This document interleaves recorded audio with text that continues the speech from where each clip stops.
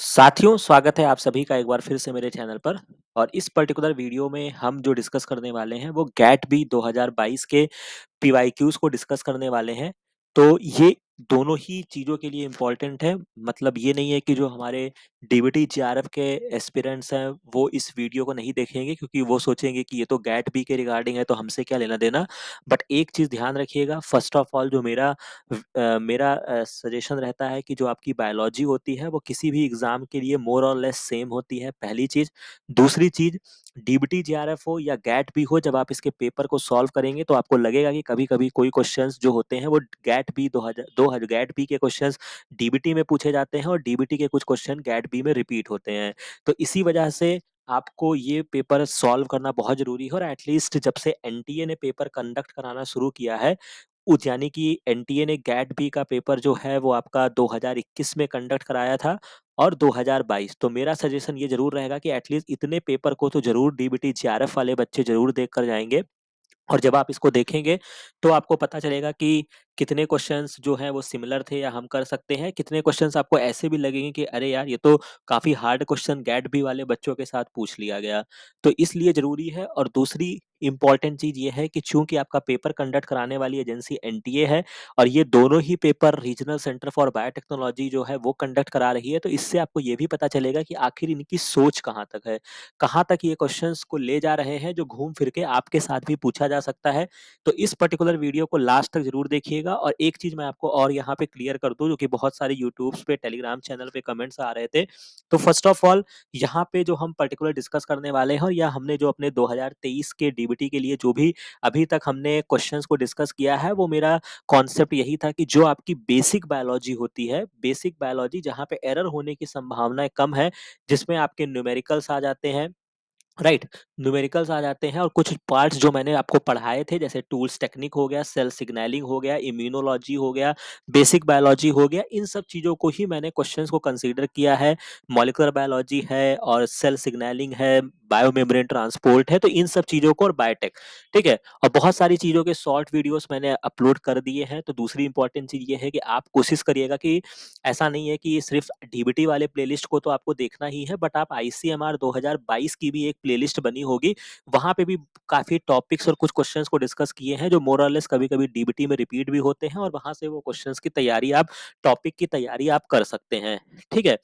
तो मैं वही क्वेश्चंस को यहाँ पे डिस्कस करूँगा जो आपके बेसिक नॉलेज, आपके कॉन्फिडेंस को बूस्ट कर सके, एरर की संभावना कम हो, ठीक है। तो यहाँ पे मैं एक चीज़ और क्लियर कर दूँ कि मैं पर्टिकुलर बायो प्रोसेस और इंजीनियरिंग जो है, जैसा कि बहुत सारे बच्चों के ऐसे कमेंट्स आ रहे थे कि सर इस टॉपिक के भी क्वेश्चंस को लगवा दीजिए, तो मान के चलिए मैं इस टॉपिक को नहीं कवर कर पाऊँगा, बिकॉज़ मेरा इससे कोई मेरा बैकग्राउंड नहीं रहा है, ठीक है। तो बट हाँ, मोर और लेस मैं सारी चीज़ें जो आपकी एक बेसिक बायोलॉजी होती है, बायोकेमिस्ट्री है, बायोटेक्नोलॉजी है, इम्यूनोलॉजी है, सेल सिग्नलिंग है, ठीक है? ये सारे पार्ट्स को मैं आपको करा के एग्ज़ाम में भेजूँगा ताकि आप मैक्सिमम से मैक्सिमम नंबर को गेन कर सकें। तो यहाँ तक बात आपको क्लियर हो गई होगी, और इस पर्टिकुलर वीडियो को आप अंत तक ज़रूर देखिएगा। और डीबीटी जेआरएफ की प्लेलिस्ट जो है वो तो आपके ज़हन में हो जानी चाहिए कि उसके सारे क्वेश्चंस जो हैं वो आपको याद हो जाने चाहिए। अब पर्टिकुलर जो बच्चे नए जॉइन किए हैं, उनके लिए तो है कि जाके वो वॉच आउट करें रेगुलर वीडियोस को। और जो बच्चे हमारे पुराने जुड़े हुए हैं, अब वो इस पर्टिकुलर क्वेश्चंस को और इस पर्टिकुलर सीरीज को एंजॉय करने वाले हैं, क्योंकि उनको लगेगा कि यार ये सारी चीज़ें तो ऑलरेडी सर ने कवर कर दी है, ठीक है? तो इस चैनल पे जो-जो टॉपिक्स आपके लिए अपलोड किए गए हैं, वो क्यों इम्पोर्टेंट है, ठीक है?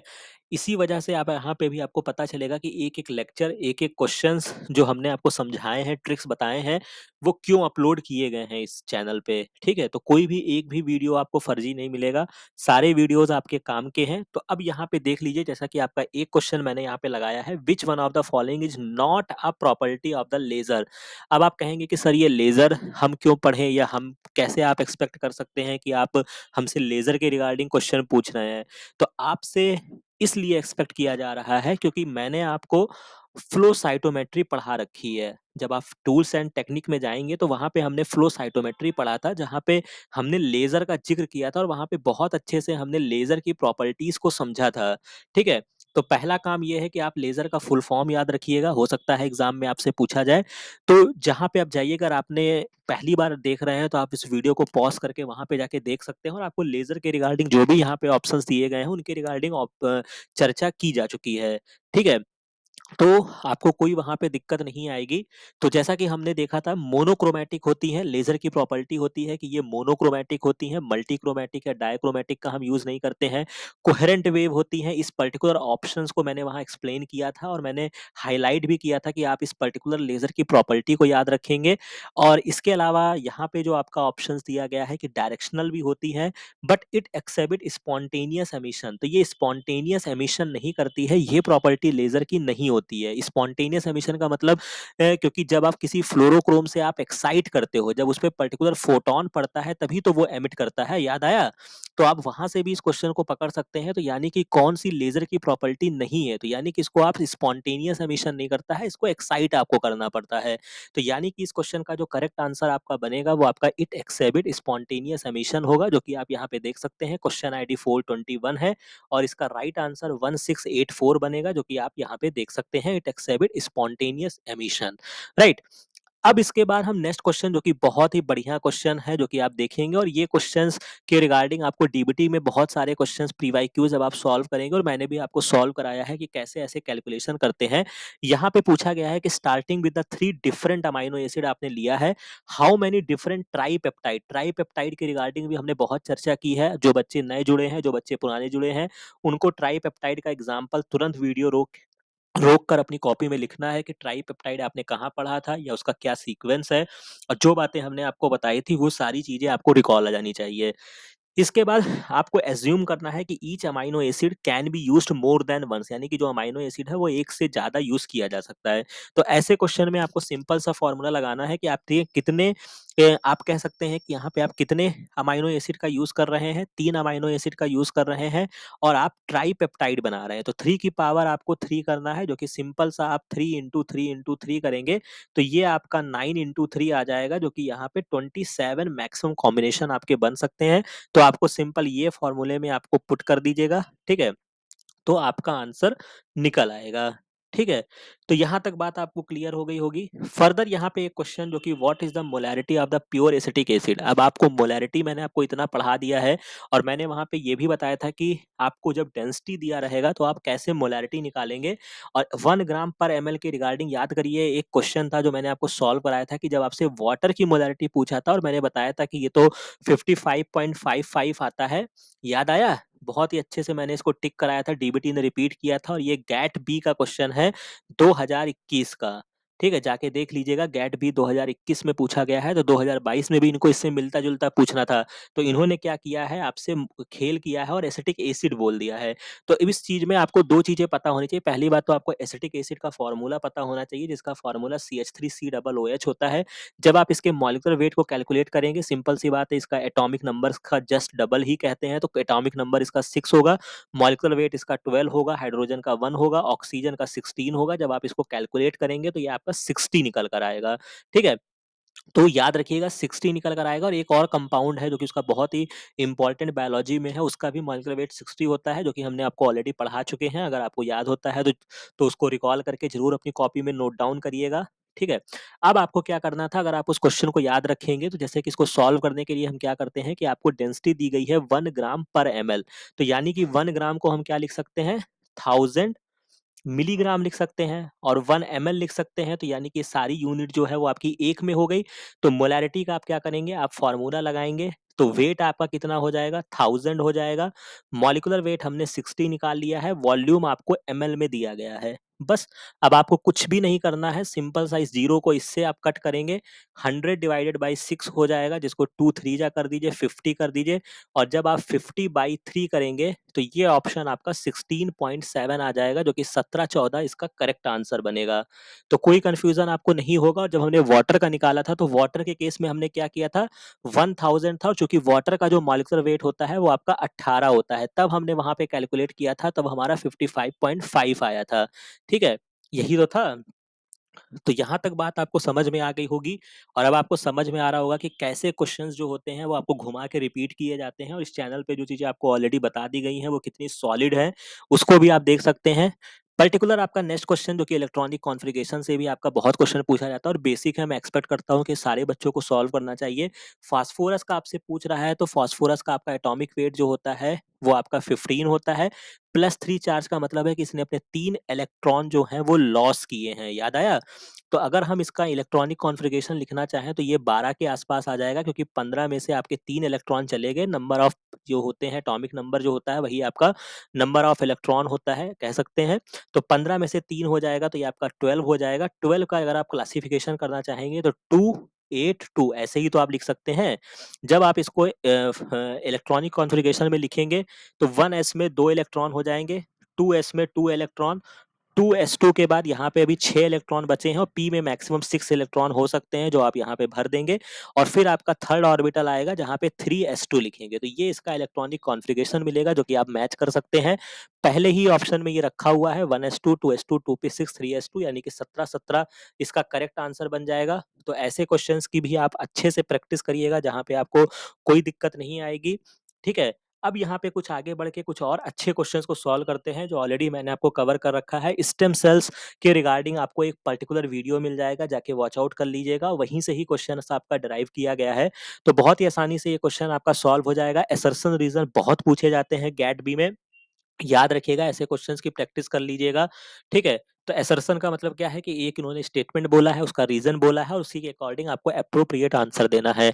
कह रहे हैं कि haematopoietic stem cells are considered multipotent precursor. याद रखिएगा, बहुत ही अच्छे से हाइलाइट कराया था। जो आपकी ब्लड सेल्स होती हैं, वो आपकी मल्टीपोटेंट होती हैं, यानी कि ये ऑप्शन आपका ट्रू होगा। They have the ability to differentiate into different type of the blood cells, वही बात यहाँ पे लिखी गई है, तो ये दोनों ही ऑप्शन ट्रू है।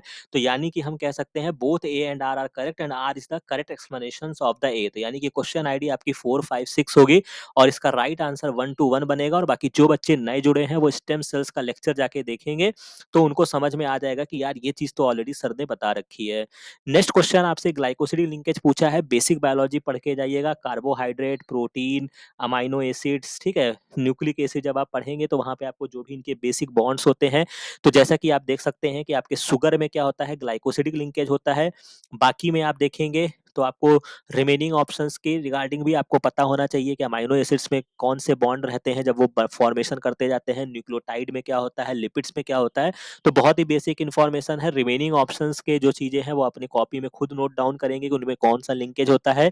नेक्स्ट क्वेश्चन आपसे पूछा गया है कि what is the bond that can form between the two cysteine residue in the protein.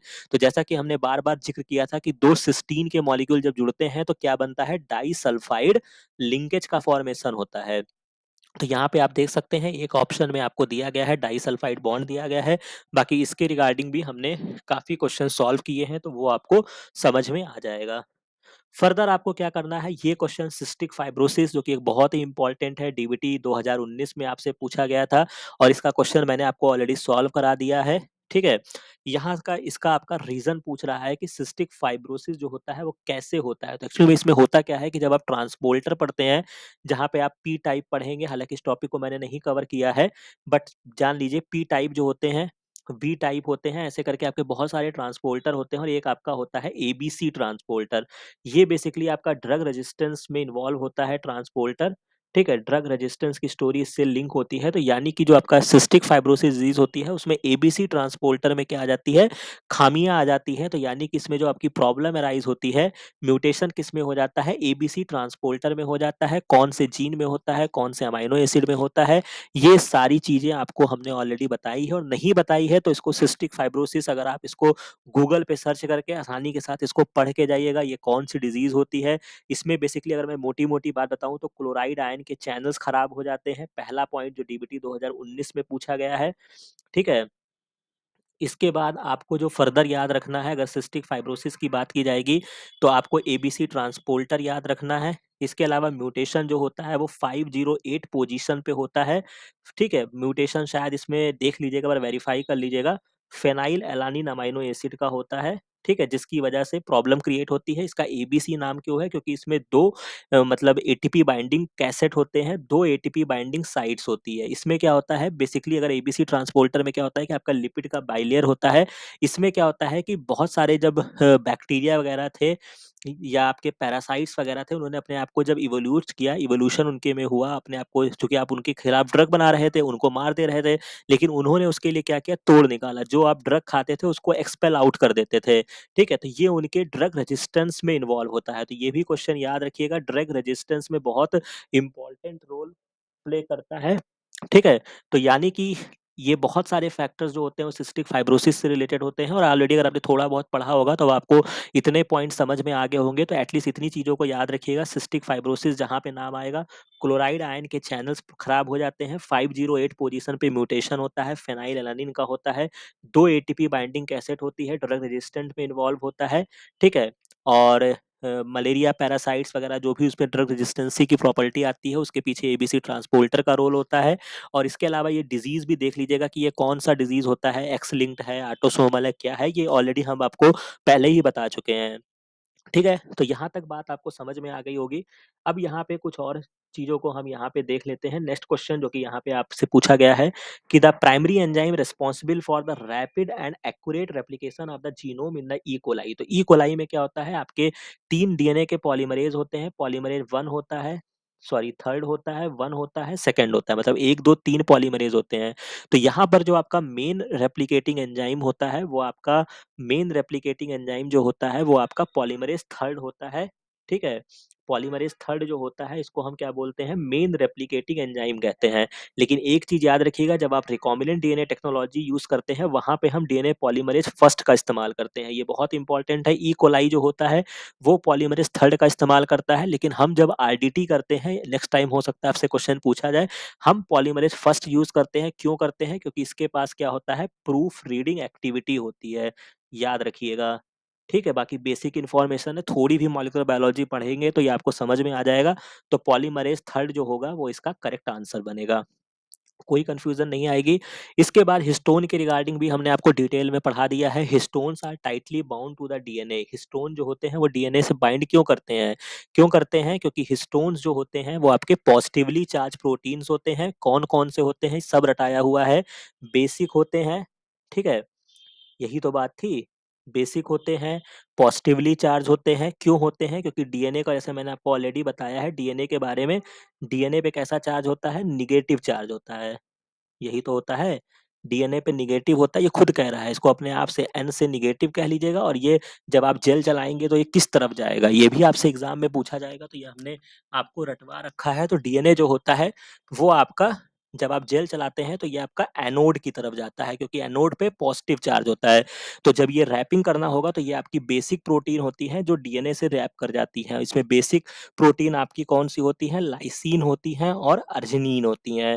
ठीक है, इसके रिगार्डिंग आपको क्वेश्चंस कराया गया है, तो वहां से आप देख सकते हैं। तो बहुत ही आसान क्वेश्चन यहाँ पे, ठीक है, जो कि अब इससे वजह से आपको क्लियर हो रहा होगा कि ऐसा कुछ नहीं है कि आपको गैट बी के रिगार्डिंग बहुत ही एक्स्ट्रा कोर्स करना है या एक्स्ट्रा कुछ करना है। वही बायोलॉजी आपको पढ़नी है जो आपके गैट बी के लिए भी काम आएगा, और वही बायोलॉजी जो होगी वो आपके डीबीटी जीआरएफ के लिए भी काम आएगा। ठीक है, तो यहाँ तक बात आपको समझ में आ गई होगी। और यहाँ पे आप देख सकते हैं क्वेश्चन आईडी जो है वो आपका 461 है, और इसका जो करेक्ट आंसर आपका बनेगा वो 1842 बनेगा। राइट, फर्दर आपको क्या करना है,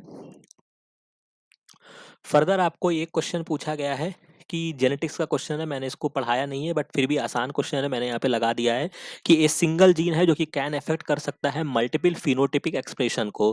तो ये बात आपका बिल्कुल सही है, ये फेनोमेना होता है इन द पॉलीजेनिक ट्रेट जो होता है। अगर हम ये जीन जो होते हैं वो बहुत सारे फिनोटिपिक कैरेक्टर को एक्सप्रेस कर सकते हैं, ये बात सही है।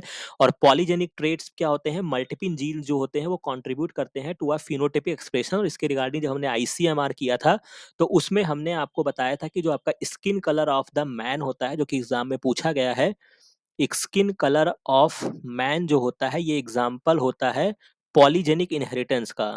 ठीक है, याद आया, पॉलीजेनिक इनहेरिटेंस का एग्जाम्पल होता है कितने, 3 पेयर्स ऑफ जीन जो होते हैं वो इसको कोड करते हैं। ठीक है, तो यानी कि याद रखिएगा ये बहुत ही इंपॉर्टेंट है, आईसीएमआर में क्वेश्चन पूछा गया है। तो यहाँ पे आप देख सकते हैं, तो इसका यहाँ पे करेक्ट आंसर आपका क्या बनकर आएगा, दोनों ही ऑप्शन जो हैं वो करेक्ट हैं। इसके बाद इंटरफेरॉन के रिगार्डिंग भी आपको एक सेपरेट लेक्चर मिल जाएगा, जो हमारे गैट बी वाले बच्चे नए जुड़े हैं। तो इंटरफेरॉन के रिगार्डिंग जो हमने आपको बताया था, secreted by the virus infected cells, induce करते हैं एंटी वायरल इन्फेक्शन। बहुत ही आसान क्वेश्चन है, कोई समस्या नहीं आएगी। ठीक है। इसके बाद ये क्वेश्चन बहुत ही इंपॉर्टेंट है, जो कि इस तरीके के क्वेश्चन एग्जाम में पूछे जाते हैं और मैंने यहाँ पे लगाया है, क्योंकि बहुत सारे डिजीजेस के रिगार्डिंग आपसे पूछा जाता है कि which one of the following is the autosomal dominant disorder. पहली चीज आप याद रखिएगा, बहुत सारे डिजीज जो आपको मिलेंगे वो आपको ऑटोसोमल रेसेसिव मिलेंगे। पहली चीज, एक्स लिंक्ड भी आपको कम ही मिलेंगे। ठीक है। एक्स लिंक्ड में आपका कलर ब्लाइंडनेस वगैरह आ जाता है, हीमोफीलिया आ जाता है, दो डिजीज होती हैं। इसके अलावा जो आपका डोमिनेंट अगर आप देखने जाएंगे, तो ऑटोसोमल डोमिनेंट जो है वो आपके बहुत ही कम डिजीज है। ठीक है। पहली चीज। ठीक है। तो उस चार्ट को जब आप देखेंगे, हालांकि इसके रिगार्डिंग हम जब आप मेरे डीबीटी वाले प्लेलिस्ट को ज्वाइन करेंगे, जब आप देखेंगे तो वहां पे मैंने बहुत अच्छा चार्ट भी लगाया हुआ है, तो आप वहां से जाके इसको देख सकते हैं। तो आपसे यहाँ पे पूछ रहा था कि which one of the following is the autosomal dominant disorder है।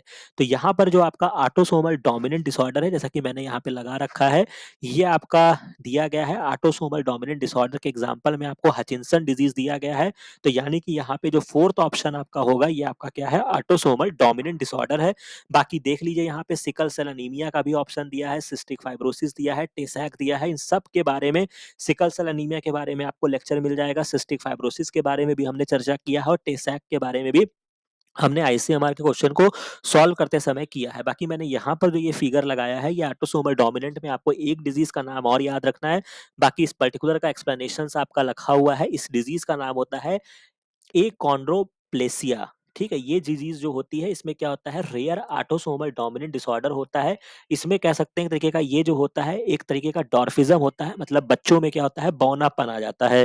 ठीक है। तो यहाँ पे ये फिगर लगा हुआ है, जो कि आप देख सकते हैं। तो यानी कि नेक्स्ट टाइम याद रखिएगा, क्योंकि ये एग्जाम्पल बहुत ही इंपॉर्टेंट है और शायद मान के चलिए बहुत ही रेयर है। तो आप सोच सकते हैं कि हो सकता है आपको इसके बारे में ना पता हो, दुनियादारी आपको पता होगा, लेकिन एक ऑप्शन में ये दिया होगा तो छोड़ के चले आएंगे। तो इसको याद रखिएगा, ये मोस्ट इंपॉर्टेंट है, चाहे वो डीबीटी जीआरएफ हो, चाहे वो आईसीएमआर हो, चाहे वो गैट बी वाले बच्चों के लिए हो। तो एकोंड्रोप्लेसिया जो होता है, ये आपका ऑटोसोमल डोमिनेंट डिसऑर्डर है। अब डोमिनेंट डिसऑर्डर है, इसके अलावा यहाँ पे ये कंडीशंस भी दिया गया है कि कब यहाँ पर डिजीज कंडीशन आती है। तो नॉर्मल पीपल जो होते हैं, उनका जीनोटाइप इस तरीके का रहेगा, स्मॉल डी रहेगा। जो अफेक्टेड विथ माइल्ड डिजीज होंगे वो हेट्रोजाइगस होंगे, और जो डोमिनेंट मतलब इनका जो मेन कैपिटल डी जो जीन होगा, वो आपका क्या होता है, अफेक्टेड होता है, जो कि कभी कभी लीथल होता है। तो so most of the surviving cases of achondroplasia are heterozygotes.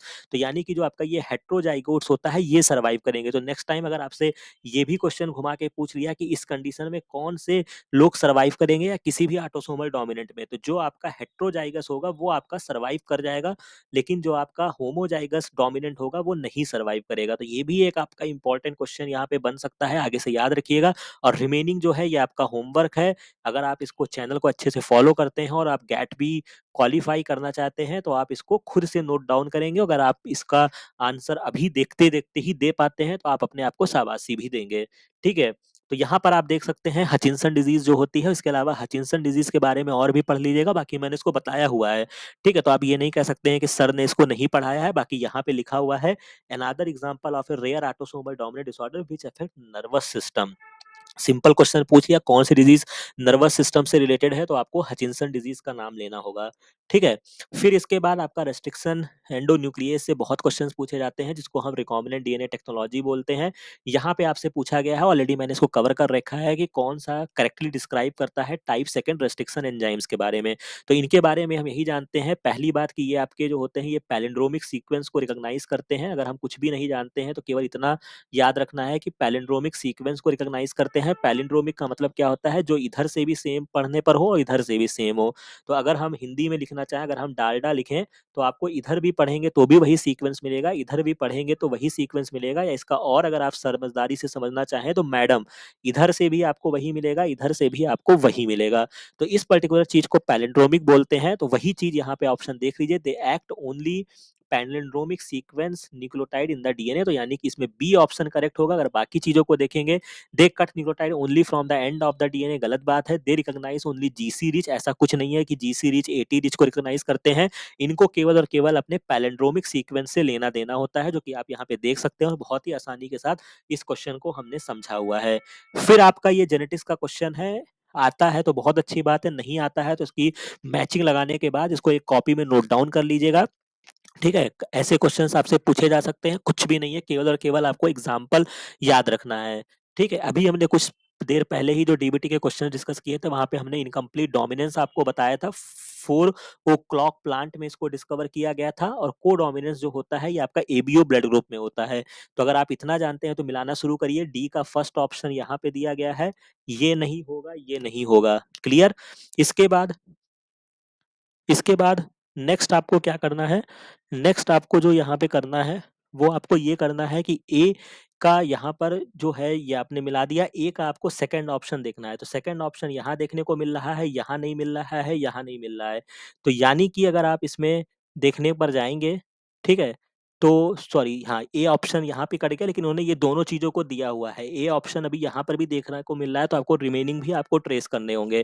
तो यहाँ पे आपका एपिस्टेसिस बहुत ही इंपॉर्टेंट फिनोमिना होता है, इसमें आपका रेसेसिव होता है और एक आपका क्या होता है, डोमिनेंट होता है। तो जो आपका रेसेसिव एपिस्टेसिस होता है ये आपका कोट कलर ऑफ माइस इसका एग्जांपल होता है, तो यानी कि बी का आपको थर्ड से लगाना है।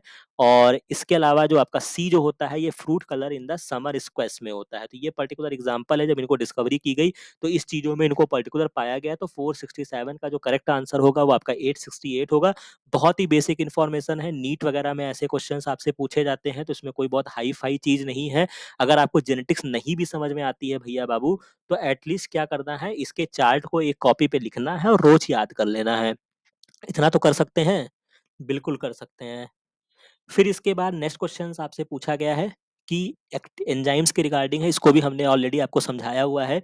Activation energy is a difference between the energy level of a substrate and its transition state during the reaction. Second statement है, enzyme increases the activation energy enhancing the rate of reaction. गलत बात, enzymes जो होते हैं वो rate of reactions को बढ़ाते हैं, लेकिन एक्टिवेशन एनर्जी को इंक्रीज नहीं करते हैं, डिक्रीज करते हैं। तो यानी कि सेकंड स्टेटमेंट जो है वो आपका क्या है, फॉल्स है। ये बात तो आपकी सही होगी। तो सेकंड स्टेटमेंट ट्रू जहां पे लिखा है उसको आप क्या करेंगे, कैंसिल आउट कर देंगे।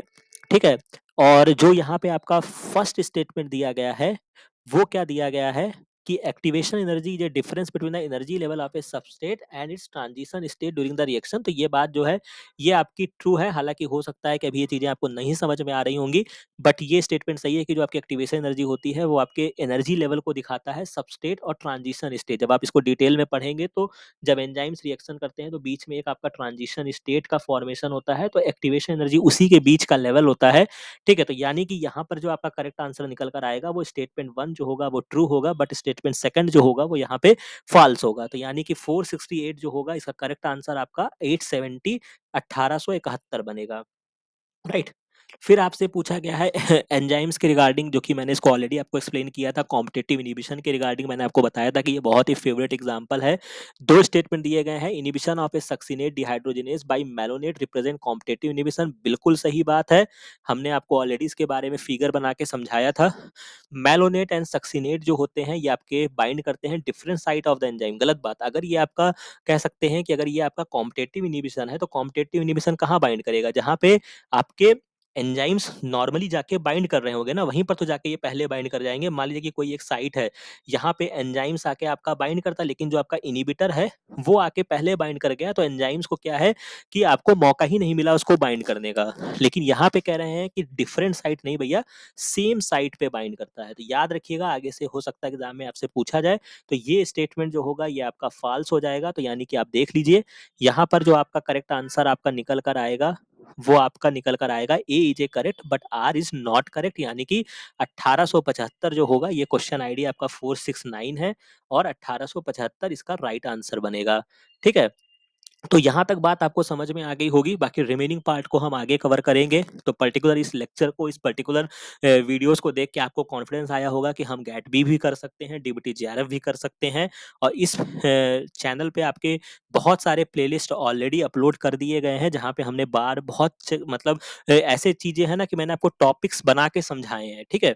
तो वो चीजें आपको इनहेंस करेंगी, आपको ये भी समझ में आएगा कि हमको किस बुक से पढ़ना चाहिए, कहाँ से पढ़ना चाहिए, या कितना पढ़ना चाहिए। तो ये सारी चीजें अगर आप स्मार्टनेस के साथ देखेंगे तो आपको बिल्कुल पता चलेगा। यहाँ पर आप प्लेलिस्ट में जाइएगा, ठीक है। यहाँ पर आपको क्या करना है, आपको सिंपल यहाँ पे डीबीटी जेआरएफ 2023 का मिल जाएगा, उसके वीडियो जरूर देख लीजिएगा। इसके अलावा बिट पी का भी रिसेंट में पेपर हुआ है, प्रयास करिएगा उसके वीडियो देख लीजिएगा एटलीस्ट। और टूल्स टेक्निक वगैरह, और बाकी तो अगर आप एक बार देखना शुरू करेंगे तो शायद आपको सारे वीडियोस देखने की इच्छाएं हो, तो जरूर देखिएगा। कोई भी वीडियो यहाँ पे फर्जी अवेलेबल नहीं है। हर वीडियो में मैंने कोई ना कोई ट्रिक, टिप्स और कुछ ना कुछ आपके लिए इंपॉर्टेंट चीजें ही बताई हैं, ठीक है। तो यहाँ तक बात आपको समझ में आ गई होगी। बाकी ये वीडियो, ये सारी चीजें अगर आपको अच्छी लगे तो इस चैनल को लाइक, शेयर और सब्सक्राइब जरूर कीजिएगा। बाकी मिलते हैं नेक्स्ट वीडियो में नेक्स्ट इन्फॉर्मेशन के साथ। Thank you very much.